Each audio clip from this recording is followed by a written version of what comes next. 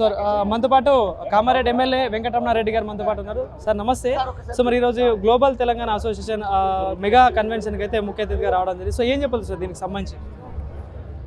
ఎక్కడైతే ఇక్కడ చదువుకొని విదేశాల్లో స్థిరపడి అక్కడ వివిధ రంగాల్లో అభివృద్ధి చెందినటువంటి వ్యక్తులందరూ కూడా పుట్టినగడ్డ రుణం తీర్చుకోవాలని వారు ఏ గ్రామంలో అయితే పుట్టిరో, ఏ గ్రామంలో అయితే చదువుకున్నారో, ఏ గ్రామంలో అయితే ఆడుకున్నారో ఆ గ్రామానికి సేవ చేస్తూ ఆ గ్రామంలో ప్రతి సంవత్సరము ఎన్ఆర్ఐస్ ఎవరైతే ఎంతమంది అయితే బయటకు వెళ్ళారో వాళ్ళందరూ కూడా ఆ గ్రామానికి వచ్చి ఆ గ్రామంలో కావాల్సినటువంటి విద్యా వైద్యం గురించి, ఆ గ్రామాభివృద్ధి గురించి లోకల్లో ఉన్నటువంటి యువతని ఏకం చేస్తూ ఖచ్చితంగా సంవత్సరంలో ఒక వారం రోజులైన స్వగ్రామంలో వారు సేవ చేయాలని కోరుకుంటున్నాం.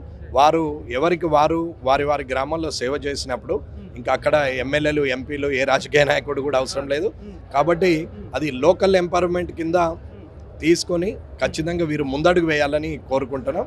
సంపాదించిన దాంట్లో 12 నెలల జీతం అనుకునే బదులు 12 నెలల సంపాదన అనుకునే బదులు 11 నెలల సంపాదన నాకు ఒక నెల సంపాదన మా గ్రామానికి అనుకుంటే సరిపోతుందండి. అభివృద్ధి అదే చెందుతుందని నమ్ముతున్నాను. ఎట్లా చూడొచ్చు అంటే ఎన్ఆర్ఐలు అందరూ అక్కడ నుండి ఇక్కడికి వచ్చి దాదాపు కొన్ని ఏరియాలు ఎంచుకొని డెవలప్మెంట్ చేయడం కాదు, స్కూల్స్ విషయంలో కావచ్చు, ఇదన్నీ చూసుకుంటే ఎట్లా చూడొచ్చు అన్ని అంశాలని? ఒక పక్క ఇప్పుడు ప్రభుత్వాలు స్కూళ్ళు బాగున్నాయని చెప్పేసి వాళ్ళు చెప్తా ఉంటారు, లైవ్లో కొన్ని ఏరియాలకు పోయి చూస్తుంటే సమస్యలు మీరు కూడా చాలాసార్లు వెళ్ళిన పరిస్థితి. సో ఎట్లా చూడొచ్చు అంటారు అన్ని అంశాలు?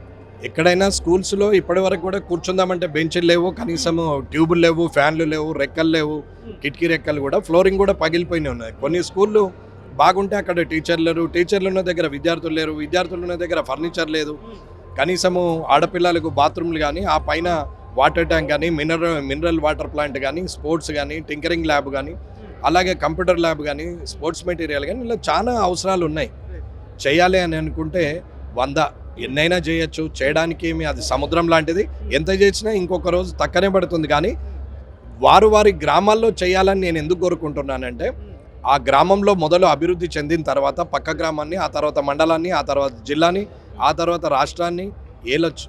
కాబట్టి ఫస్ట్ మొట్టమొదలు తను చదువుకున్నటువంటి ఆ గ్రామంలో గ్రామాభివృద్ధికి ఎన్ఆర్ఐలందరూ ప్రతి సంవత్సరము వచ్చి అభివృద్ధి చేయాలని కోరుకుంటున్నాను.